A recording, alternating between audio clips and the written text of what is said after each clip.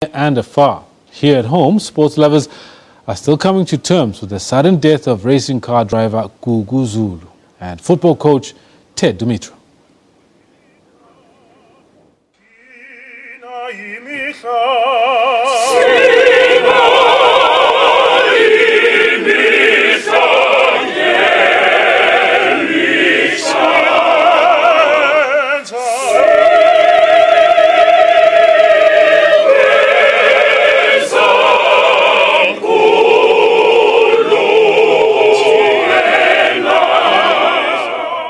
The race car driver died while attempting to climb Mount Kilimanjaro in Tanzania. Zulu and others, including his wife Litseho, were part of the Trek for Mandela expedition. This year's Trek for Mandela expedition aimed to raise enough funds to ensure that 350,000 girl children will not miss a day of school due to menstrual challenges. Zulu died while trying to reach the summit of the mountain. He was a celebrated and well-established racing driver for Volkswagen. South Africa have lost a hero and have lost the son of the soil. To abefundisi, bishops present here, and all men of the cloth, your presence always strengthens our soul at all material times, to imbue in us the sense of believing and belonging. And Gugu Zulu was not a fake, he was not a plastic. Bob Marley speaks to us from the grave and he says, some people are poor, the only thing they have is money. And Gugu Zulu was not confused. He understood that spiritual richness is not about money. It's about making a difference to others.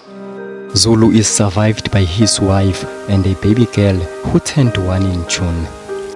Ted Dumitru, who died aged 76 after collapsing at a mall in Johannesburg, was a football coach with a long and illustrious career. He collapsed and paramedics tried to resuscitate him, but in vain, closing a colorful, successful chapter of a coaching life. The coach from Romania arrived in South Africa in 1985 to coach Kaizer Chiefs. He amassed 18 trophies with Chiefs and Mamelodi Sundowns, including 2 back-to-back league championships with each side. The Bucharest-born coach believed in natural talent, and where others saw trickery as a useless mockery of the game, he saw genius. He nurtured it and encouraged it as an essential and useful tool to win matches. Overseas, former president of FIFA, João Havelange, died in Rio de Janeiro. The former Olympic swimmer and water polo player for Brazil had been in and out of hospital in months before he died. Havelange, who was 100 years old, was the first non-European to head the world's football governing body, FIFA.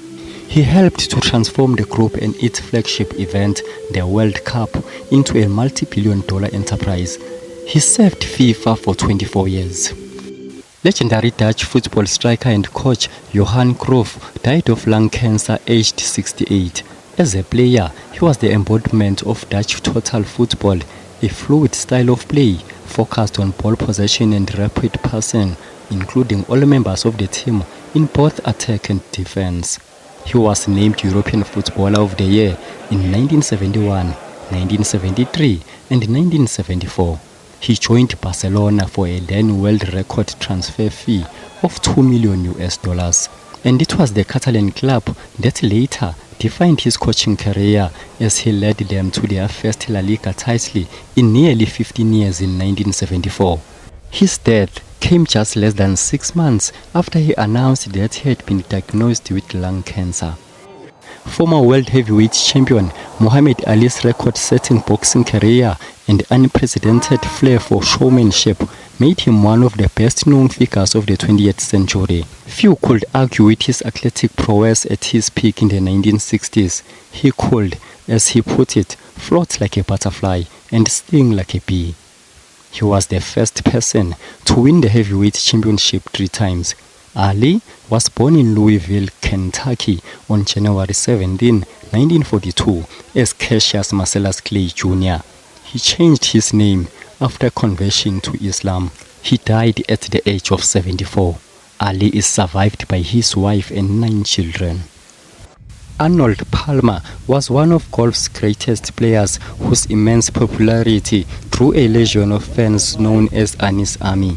He helped propel the game just as television was coming of age. Palmer, who had posted 62 victories on the PGA Tour starting in 1955, died in Pennsylvania at the age of 87. He was a winner of 7 major championships, including 4 Masters. His biggest win may have come in 1960 when he won the US Open after being down 7 shots in the first round in the greatest comeback in the tournament's history.